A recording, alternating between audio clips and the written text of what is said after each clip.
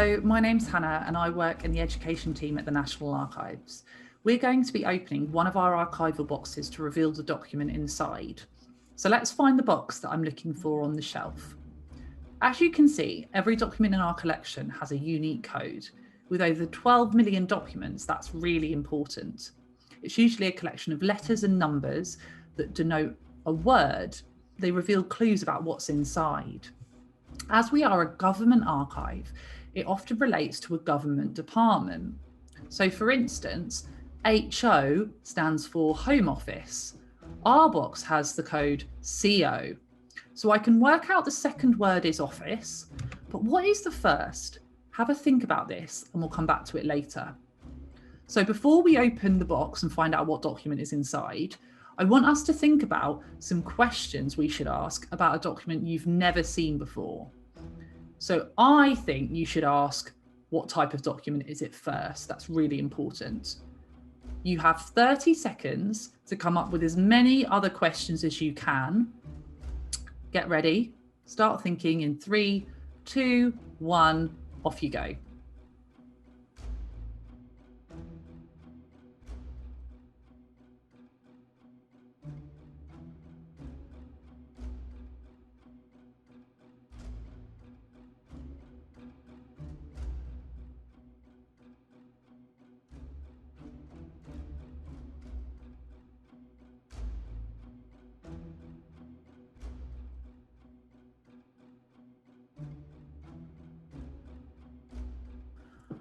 Well done. Let's see if we came up with similar questions. So my next question was, what is it about? So you might talk about the content of a source. Then when was it made? So sometimes this can be tricky when you're looking at original documents because they don't always have a date. So you might have to look at other things. Who made it? Who is it for? Why was it made? And then specific to us today, why is it at the National Archives? So why has the government kept it safe? It is important before we look at our document to inform you that some of the language used in the document is offensive to us today, but may have also been offensive to people in the past as well. We've decided to leave the document unedited so as not to deny the language of the past or the discrimination people experienced. Now we're going to find out what's inside the box. At first, I'm only going to give you 10 seconds to spot as much as you can. Don't worry about reading the main writing, just focus on headings and the layout of the writing. I'm going to open the box now, and your time starts now.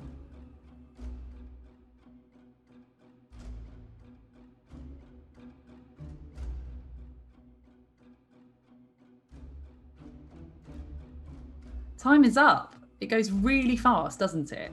Let's see if we spotted similar things.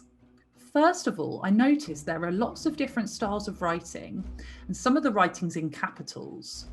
I thought that meant that maybe it was supposed to catch people's attention and be read from a distance. I wonder if you started to think about what type of document it is. The heading really stood out to me, to the rebellious slaves. This is a document aimed at enslaved people. Note, I'm going to say enslaved people instead of the term slaves, because this emphasizes the fact that they were humans first, who were forced into the violent and brutal system of slavery. I also noticed that the writing is not handwritten, but it's printed. I wonder why that is. The first word in the main part of the text is you, in capitals, clearly addressing the audience.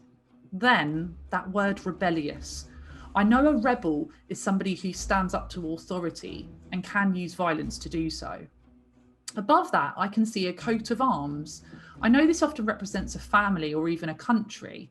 I can see a lion on the left. I wonder if you've worked out what that could signify. There is information about the maker of this document. At the bottom, in capitals, it says Willoughby Cotton. Perhaps they wrote this. It says below they're a Madge. What do you think that's short for? And the words general command, what do these words make you think of? Finally, at the bottom, it says, God save the King. That reminds me of the national anthem, sung to represent the United Kingdom.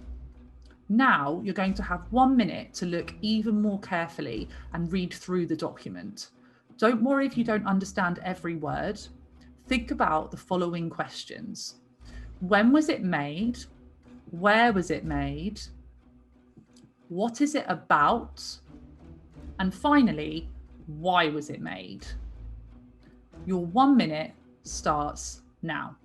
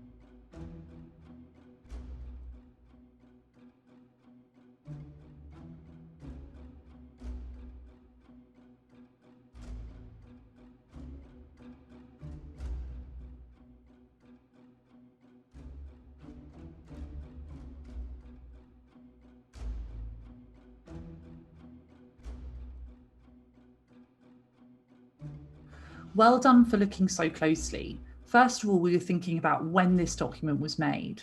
So I spotted a date, which is helpful, 1832, and a month. At this time, William IV was on the throne. We saw God Save the King earlier, didn't we? Now where? I can see Montego Bay, which I thought was the place. Did you work out that this was in Jamaica? Jamaica is the third largest island in the Caribbean, and at this time was a colony of Britain, meaning that many parts of life there were controlled by the British, including by the army. Then the code. Did you work out that CO stood for Colonial Office? So that means related to countries in the British Empire. So next, what is this document about?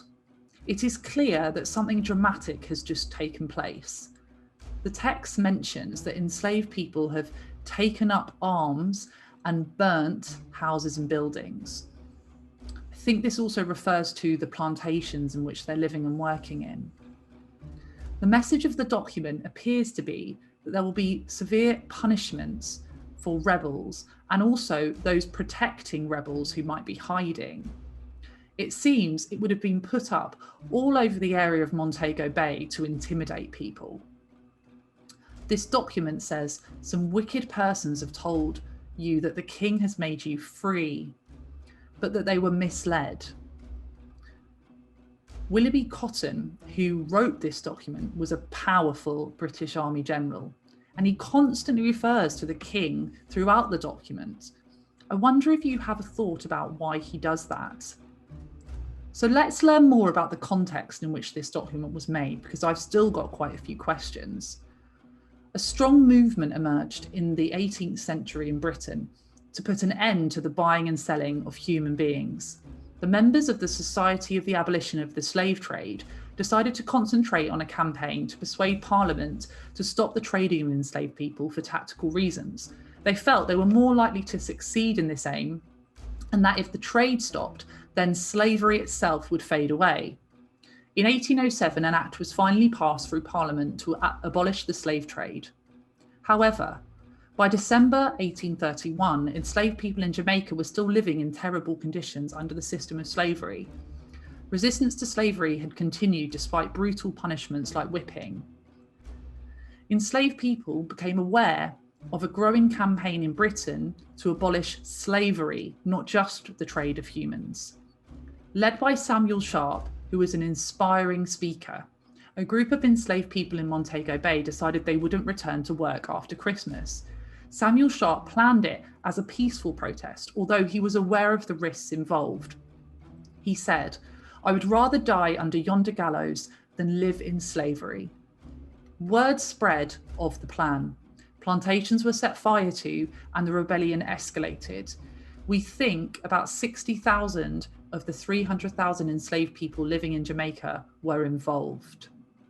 Now, our document that we looked at was from the British perspective and emphasised the arms of the rebels. but actually they were hugely outgunned by troops that were sent in. This is a very poignant document as it's the punishment list of rebels who were caught. About 200 rebels died and several hundred more were put on trial and executed, including the leader Samuel Sharp. Often these trials only lasted around half an hour. Although this rebellion did not succeed in directly freeing enslaved people, it did have an impact. The level of violence used to put down the rebellion by the authorities shocked many in Britain and showed that the system of slavery was beginning to break down. Less than 2 years later, in 1833, the Slavery Abolition Act was passed.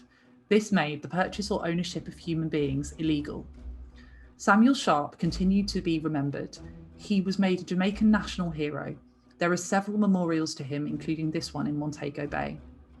In this lesson, you are going to investigate the impact of legislation from Britain, the Abolition Acts of 1807 and 1833, using more documents from our collection.